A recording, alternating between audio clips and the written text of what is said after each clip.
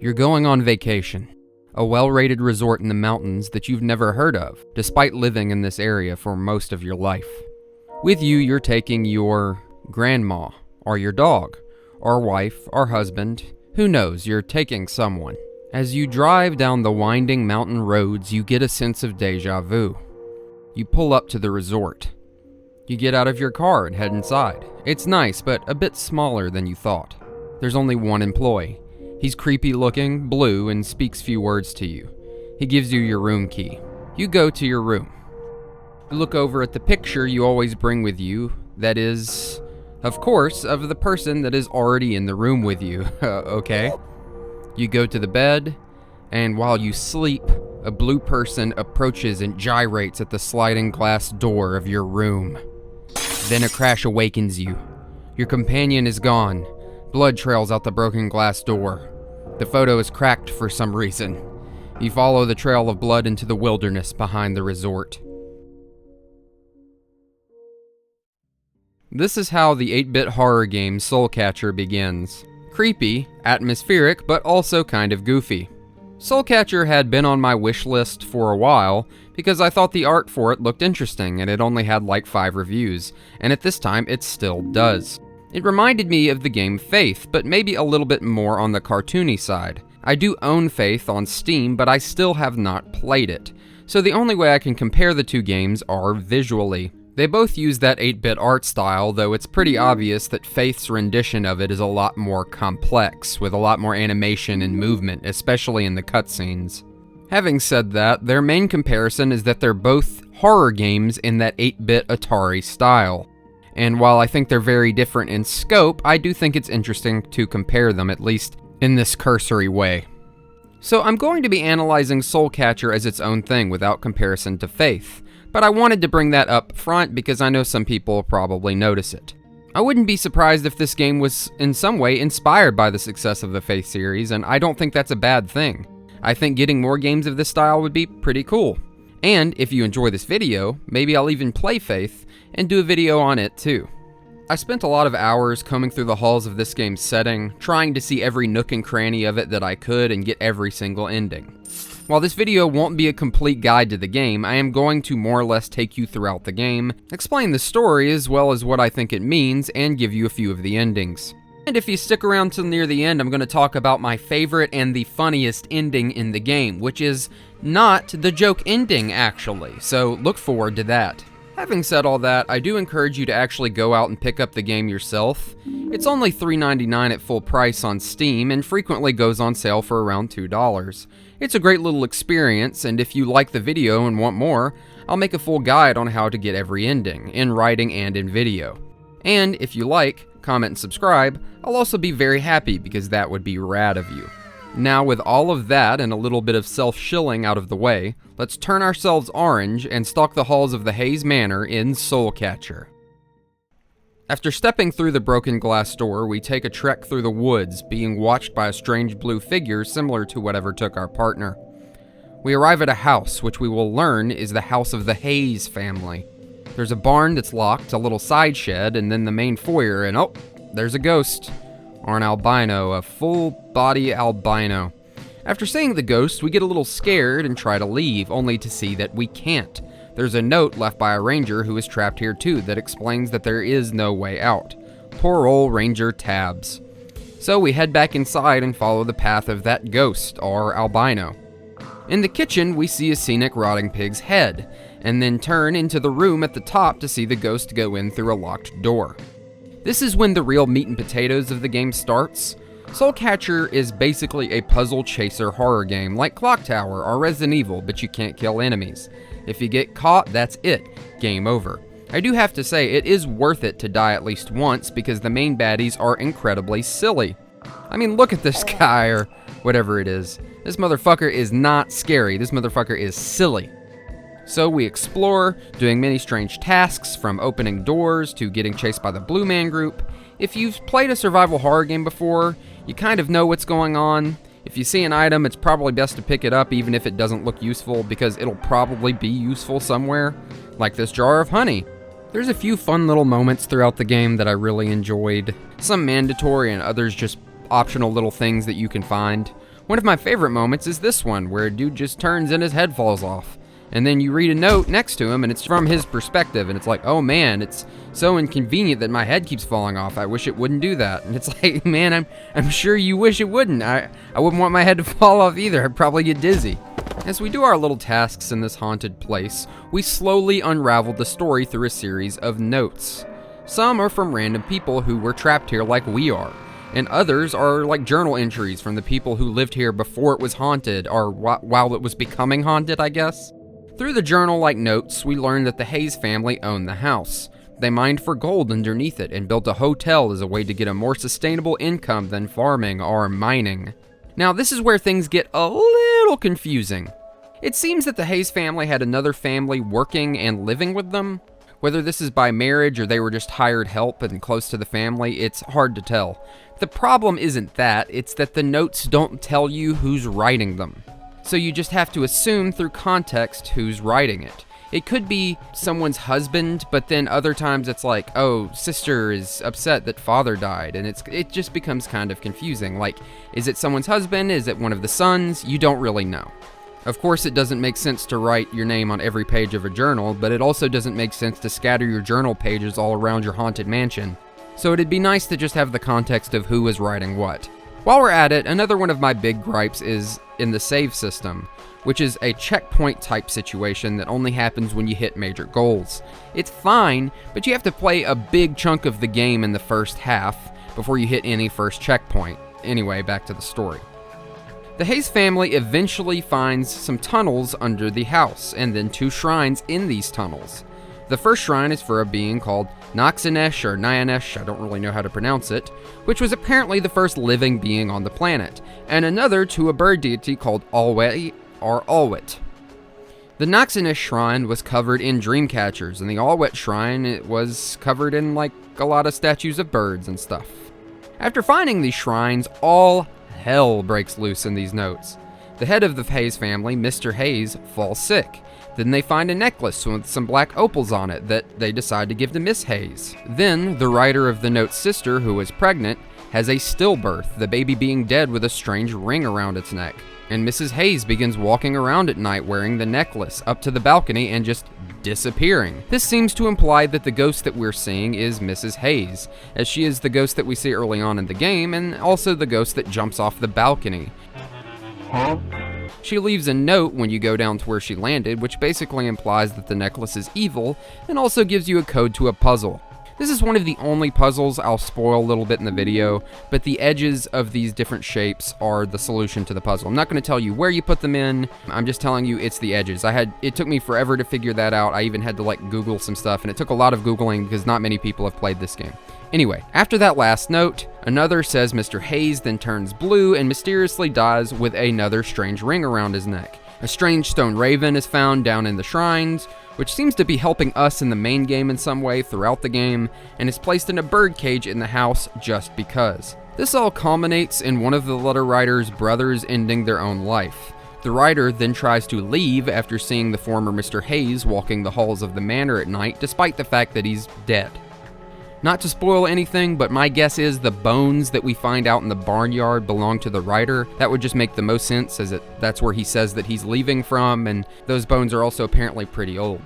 After finding all of these notes, digging up the necklace and returning to the cellar, as well as solving a bunch of other puzzles, the game has 2 main endings. There are actually like 6 endings, but these are the 2 important ones to the story overall. First, when returning to the cellar, the ghost of who I presume is Miss Hayes tells you that the necklace will save you and her family, or implies it, which is contrary to the note from earlier, which means she's lying. She's a lying ghost. You're a ghost and a liar. Liar! If you pick up the necklace, it locks you into one of the endings, which I guess is considered the bad ending, or the ritual ending. You have to go in and face the being that's doing all of this with the cursed necklace. The game freezes you in place and makes you wait there for a really long time while it slowly edges across the screen until it decides to just run at you really fast for some reason. If there are ever speedruns of this game, figuring out how to make this motherfucker move fast would be one of the biggest parts. Once it finally gets you, it mocks you and tells you that you're going to relive the same day again until you're pure. Then the necklace transforms into a noose, hangs you, you become the blue gyrating figure from the beginning of the game, and the loop continues as it turns out that you're the one who took your companion at the start. Whoa. I'm afraid I just blew myself.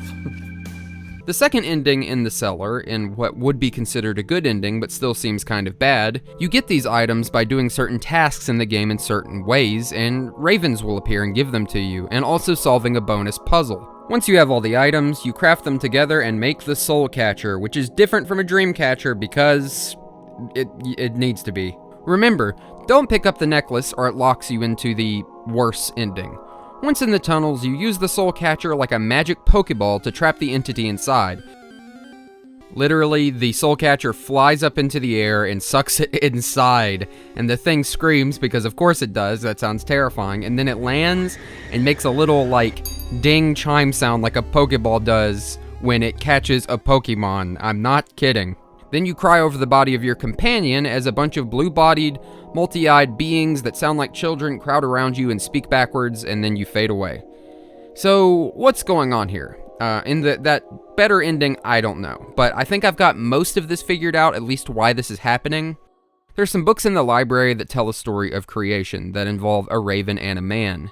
At the start, a divine being called Inyan creates the earth and then basically becomes it, and then another divine being called Skan then creates the raven and man. It turns out that Skan and Inyan are real-world deities based on the creation myth of the Lakota Native American tribes. The rest of the story told in the library seems to be original to the game, at least from what I can find. It doesn't actually have anything to do with the Lakota myth besides the use of Skan and Inyan. After Inyan created Earth and basically became it, Skan made Raven and Man. Man had a daughter, so Skan gave him light so he could see his daughter, but Man, scared that his daughter would be ugly, hid the light away from everyone. What the fuck? Raven wanted the light, so it tried to trick the man unsuccessfully by using a blue jay. Until finally, the raven got the man's daughter to swallow him as he transformed into a hemlock needle, which then got the girl pregnant, what the fuck, and she gave birth to the raven as a human boy. Man, believing this boy to be his grandson, showed the boy raven the light, who then turned back into a regular raven and not a boy raven, and then took the light. He accidentally dropped it after an eagle gave chase, and it became the sun. Then Man swore revenge on the raven, and what the fuck. At first I had no idea what the rest of this had to do with anything, until after doing a bit more research, I found that the word Alwet and Noxanish are words in a Native American language that was spoken by the Cahuilla people. In that language, Alwet means raven and Noxanish means man. Having found that, while the story is still pretty confusing to me, I can get the basic gist of it. I think the blue creature in the basement is probably the man from the creation myth, who is seemingly taking revenge on the raven and us in some capacity, I guess because we're supposed to all be his children, and maybe he sees his daughter raising the raven up as his own as like a betrayal, so he's punishing all of mankind. And also he turned the raven into stone because you can turn the raven back into a regular raven and not a stone raven. Yeah, it doesn't all fully add up with what's going on, but that seemed to make the most sense and it all connected everything in a way. The game's plot through action seems to imply that some type of ritual is going on. The creature, which I think is the first man, based on the line, is trapping people here and making them commit some kind of ritual that has them reliving the same night over and over again. This apparently traps your spirit there in the house in a loop, and then eventually you become like him, I guess. There are a lot of scattered themes throughout the game that tie into this, being a sort of punishment for your character, like he chose you because of your sins. Every character you pick has some sort of troubled background that is revealed to you. For the character that I've been doing in this playthrough in the video, it turns out that our character hit a kid with their car and forced their husband to help hide the body, which is pretty dark. Like I said, every character has some type of darkness to them, whether it be something they did in the past or something recently or whatever. And I guess this plays into the elements of this story as well. Possibly this ancient man wants to punish the bird for stealing the light, and he wants to punish humans for their transgressions as well, which is why he's covered in eyes, I guess, and I don't know what the necklace has to do with all of that, besides maybe greed. I don't know.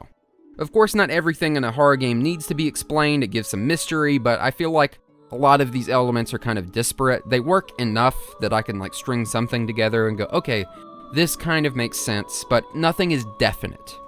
Now, having told you all that, there is still a lot more to this game. Like each character having their own dark and mysterious background, the mansion also changes in subtle ways for each character that you pick, and almost implies a timeline of each character showing up at different times. There's even a joke playthrough that has some pretty funny parts in it. It definitely got a few chuckles out of me, and a joke ending. And it's pretty obvious that the developers have a lot of love for horror and horror games. There's the carpet from The Shining, a reference to the itchy hungry note from Resident Evil 1. I think the game is overall pretty charming because of all of this.